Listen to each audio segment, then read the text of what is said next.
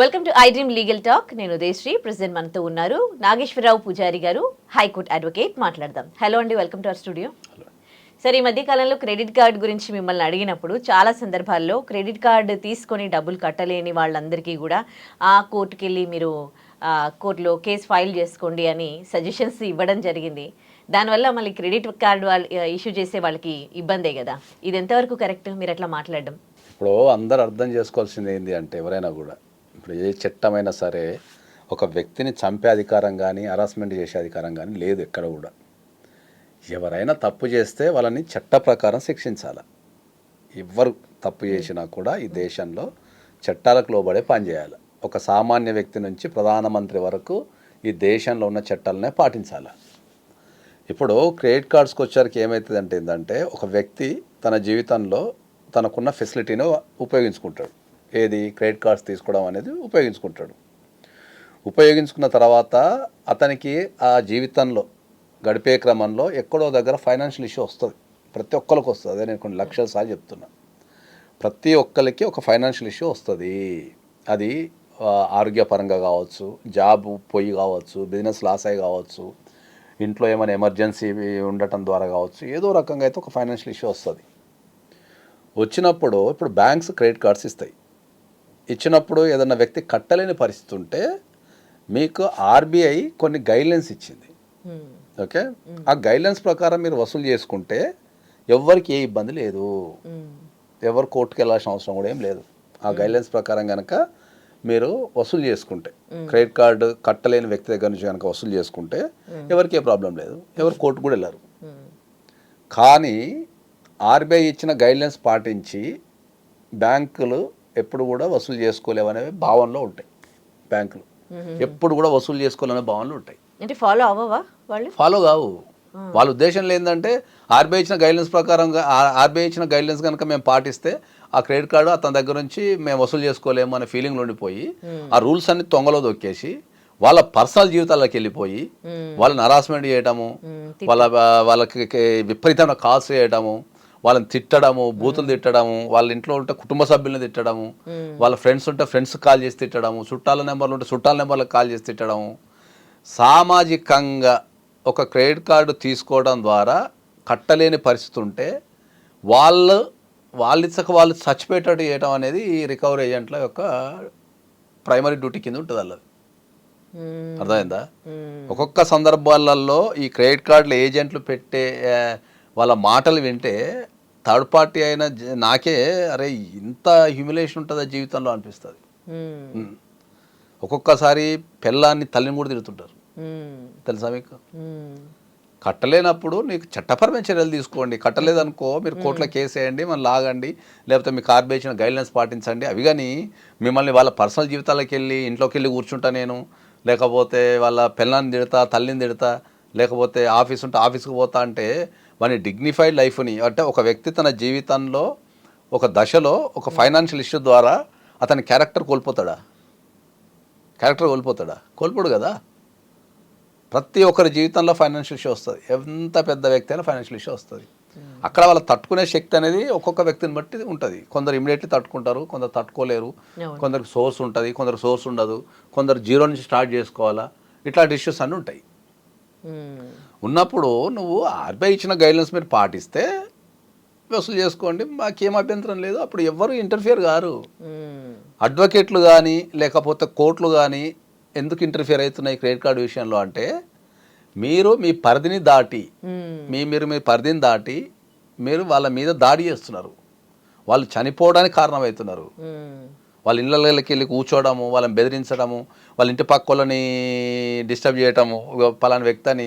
సామాజిక పరంగా ఒక వ్యక్తికి ఎన్ని రకాల అవమానాలు జరగాలో అన్ని రకాల అవమానాలని ఈ క్రెడిట్ కార్డులు ఏజెంట్లు చేయడం ద్వారా నేను సాటి వ్యక్తిగా నేను వాళ్ళని కాపాడుకోవడానికి వాళ్ళని కోర్టుకు వెళ్ళమని చెప్తున్నాం. మనం మీరు కోర్టుకు పారిపోమని చెప్తానులే, ఎగ్గొట్టమని చెప్తానులే మనం ఎవరికి.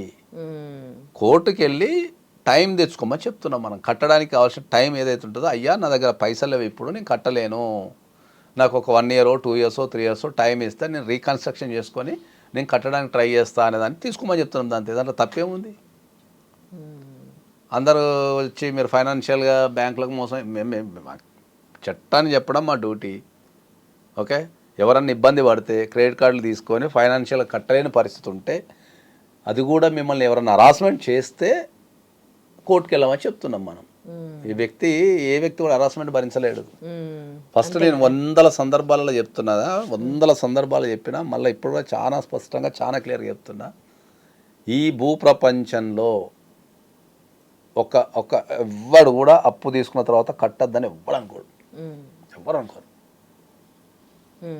ఓకే, అప్పు తీసుకున్న తర్వాత సాధ్యమైనంత వరకు వాళ్ళ దగ్గర పైసలు లేకున్నా సరే ఈ ప్రపంచంలో అప్పులు చేసి మళ్ళీ అప్పులు చేసో, ఆస్తులమ్మో, బంగారాలమ్మో, ఏదో ఒకటి చేసి అప్పులు కట్టడానికే ప్రయత్నిస్తారు. అన్ని దారులు మూసుకుపోయిన తర్వాత చేతులు ఎత్తేస్తాడు. ఇంకా ఎవరన్నా ఒకటో ఇద్దరో అప్పులు చేసి బతకాలని ఉంటే వాడిని మనం ఎగ్జామ్షన్ వదిలిపెట్టాలి. కానీ ఏ వ్యక్తి కూడా ఫస్ట్ అప్పు తీసుకోవాలనుకోడు. ఓకే, వాడి దగ్గర పైసలు అప్పు ఎందుకు తీసుకుంటాడు? వాడు ఎదిగే క్రమంలోనో లేకపోతే వాడు ఏదైనా సృష్టించే క్రమంలో అప్పు తీసుకుంటాడు. అప్పు తీసుకున్న తర్వాత వాళ్ళు మొత్తం లాస్ అయినా కూడా, చాలా సందర్భాలలో ఆస్తులు అమ్మి, బంగారాలు అమ్మి, రకరకాల ఇంట్రెస్ట్లు తెచ్చి కూడా కట్టిన వాళ్ళు చాలామంది ఉన్నారు. సో మనం అందుకే ఏం చెప్తాం ఏంటంటే, డిగ్నిటీ ఆఫ్ లైఫ్ అంటే మనకు గౌరవంగా బతకడం అనేది మనం చట్టం ఇచ్చిన ప్రాథమిక హక్కు.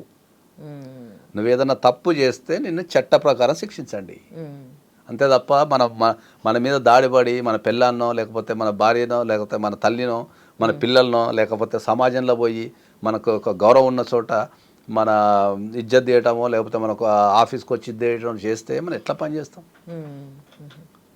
మనకి బ్యాంకుకి వెళ్తే మనకు 5 లక్షలు అప్పు కావాలంటే అప్పు అయితే దొరకదు, అన్నీ మాకు చూపించండి, ప్రాపర్టీస్ చూపించండి అని అడుగుతారు. కానీ క్రెడిట్ కార్డు వాళ్ళు మాత్రం కాల్ చేసి ఒకటే మీకు క్రెడిట్ కార్డు ఇష్యూ అయింది ఈ అకౌంట్ పైన అని బ్యాంక్స్ నుంచి కాల్స్ వస్తూ ఉంటాయి. అసలు క్రెడిట్ కార్డు తీసుకోవడం అంటే వల్ల అడ్వాంటేజెస్ ఏంటి, డిసడ్వాంటేజెస్ ఏంటి? అసలు క్రెడిట్ కార్డ్ని ఎట్లా యూజ్ చేయాలంటారు?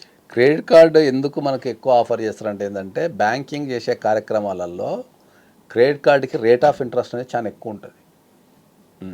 రేట్ ఆఫ్ ఇంట్రెస్ట్ అనేది ఇప్పుడు మీరు కార్ లోన్ తీసుకుంటే 9%, 8%, 10% ఉంటుంది. హౌస్ లోన్ తీసుకుంటే 12, 13, 14 బేస్డ్ ఆన్ ద పర్సన్ వాళ్ళ ఇన్కమ్ని బట్టి ఉంటుంది.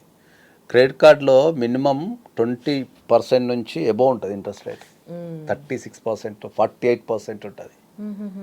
సో వాళ్ళకు the highest profits from the credit card నుంచే వస్తాయి. దిస్ ఇస్ దట్ వాళ్ళు ఎక్కువ ఆఫర్ చేస్తాను క్రెడిట్ కార్డులు. ఏంటంటే ఎవరికైనా కొద్దిగా ఫైనాన్షియల్గా వాళ్ళు కొద్దిగా స్టేబుల్ ఉన్నారు, వాళ్ళకు మంచి జీతం పడుతుంది, వాళ్ళ క్రెడిట్ రేటింగ్ మంచిగా ఉందంటే మనం వద్దన్నా కూడా మనకు అడ్డగడతారు. ఓకే, సో అది ఏంటంటే అది మనకు టెంప్ట్ చేస్తుంది బాగా. క్రెడిట్ కార్డుని కనుక కరెక్ట్ వాడగలిగితే ఒక ఫస్ట్ ఆఫ్ ఆల్ ఆర్థిక క్రమశిక్షణ కూడా క్రెడిట్ కార్డు తీసుకోరు ఫస్ట్. ఒకవేళ తీసుకున్నా దాన్ని కరెక్ట్ వాడగలిగే ఉండాలి. అట్లా దాన్ని కరెక్ట్ వాడలేదు అనుకో క్రెడిట్ కార్డ్ని, అది లాస్ట్లోకి తీసుకెళ్ళిపోతుంది, ఎవరినైనా లాస్ట్లో తీసుకెళ్ళిపోతుంది. సో మనకి ఏంటంటే మనకి హ్యూమానిటీలో ఏంటంటే మనకి ఇప్పుడు అస్సలు పైసలు లేవు అనుకుందాం, సపోజ్ నేను చెప్తున్నా, అస్సలు పైసలు లేకుండా ఏదైనా కొనాలనిపించింది అనుకో, కొనలేము మనం. ఓకే, లేదు కాబట్టి పైసలు లేవు కాబట్టి జనరల్ క్రెడిట్ కార్డు ఉందనుకో, తర్వాత కట్టచ్చు కానీ పక్కన కొనేస్తాం, నెల ఉంది కదా అని కొనేస్తాం. ఆ కొనడంతో ఆ నెలకు అడ్జస్ట్ అవ్వ పైసలు అనుకో, చూద్దాం ఇంకో నెల అని ఆ నెల ఇంట్రెస్ట్ కడతాం మనం. అట్లా అది మిస్యూజ్ అయిపోయి మీకు ఎక్కువ బర్డెన్ అవుతుంది. అది కరెక్ట్ ఇంట్రెస్ట్లో పడిపోతుంటుంది. ఇక ఇవాళ కడదాంలే అనుకుంటాం, మళ్ళీ ఇంకో కష్టం వస్తుంది, ఎట్లా అది పెరుగుకుంటా పోతుంది. జనరల్గా క్రెడిట్ కార్డు తీసుకోవడం అనేది నవే డేస్లో 100% కరెక్టే. ఎప్పుడు దాన్ని కరెక్ట్ వాడగలిగితే, అది కరెక్ట్ వాడలేని పరిస్థితి ఉంటే మళ్ళీ అది మనకు శాపమే, అన్ని రకాల శాపమే. కాబట్టి మనం క్రెడిట్ కార్డ్ అనేది ఎప్పుడైనా తీసుకునే చెప్తాం కానీ కరెక్ట్ వాడాలి. ఓకే, రైట్, థ్యాంక్ యూ అండి.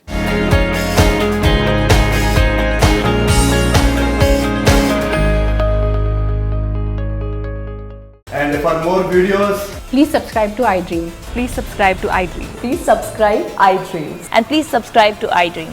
For more videos, subscribe to iDream.